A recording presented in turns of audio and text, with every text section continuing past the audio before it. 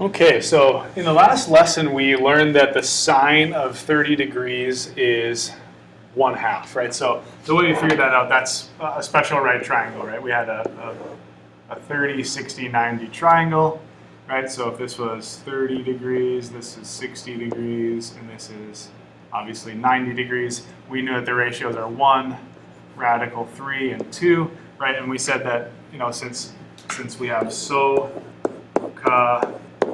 TOA, right, we basically said, well, the sine is the opposite over the hypotenuse, and so we said the sine of 30 degrees is going to be 1/2, right, or 0.5. So we learned that last time. Now it says conversely, right, if we basically switch the order here of the hypothesis and the conclusion, right, if you know that the sine of an acute angle is 1/2, you can then conclude that the angle measures 30 degrees, right? So this is written as right here, okay? So this is written as the inverse sine of 1/2 is 30 degrees, okay? So the inverse sine of 1/2 is equal to 30 degrees. So we're going to be working with inverses, right? Just as you know, division is the inverse of multiplication, or subtraction is the inverse of addition. Our trig functions also have inverses as well, okay?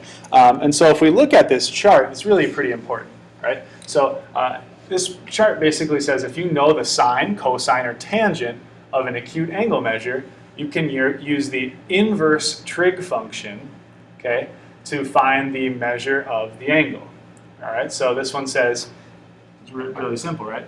Here's our hypothesis. If the sine of A equals x, then the inverse sine of x equals the measure of angle A, right? Okay, we can look at the other ones as well, right? If the cosine of angle A equals x, then the inverse cosine of A equals, the inverse cosine of x equals the measure of angle A. Okay, and finally, obviously the last one. If we say that the tangent of A equals x, then the inverse tangent of x equals the measure of angle A. All right, and we'll get plenty of practice with this in the next few sections here. But what I'm really concerned about right now is making sure we can use the calculator here. Okay, and so again, there's lots of different calculators that we're going to be using out there, but we're going to find the measure to the nearest degree. So if we're looking for the inverse cosine of 0.87, remember we're basically looking for the degree here. Okay, and so what you're going to do first in your calculator here is you're going to type in your 0.87, right? And you write that as one button. Okay, and then you're going to type in your inverse button. That can look a lot of different ways. Okay, this could also be your second button if your calculator says second on it. And then you're going to press the cosine button, right? So there should be a cosine button that kind of says right above it, cosine to the -1 power, or the inverse cosine. Okay, and so I'm going to press those buttons, so 0.87. I'm then going to push inverse cosine, and my calculator delays for a second. It looks like it rounds up to about 30 degrees here. Okay, and so again, if I look at the next one, I have the inverse sine of 0.85. So I'm going to type in 0.85 first. I'll then type the inverse and then the sine button. Okay, and that gives me, if I round it down, to 58 degrees.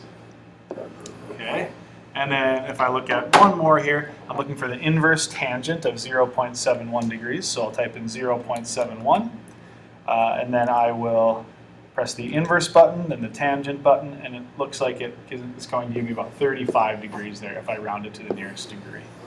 Okay, so again, that's pretty simple, but let's look over to the next one. We can obviously punch in some more numbers here.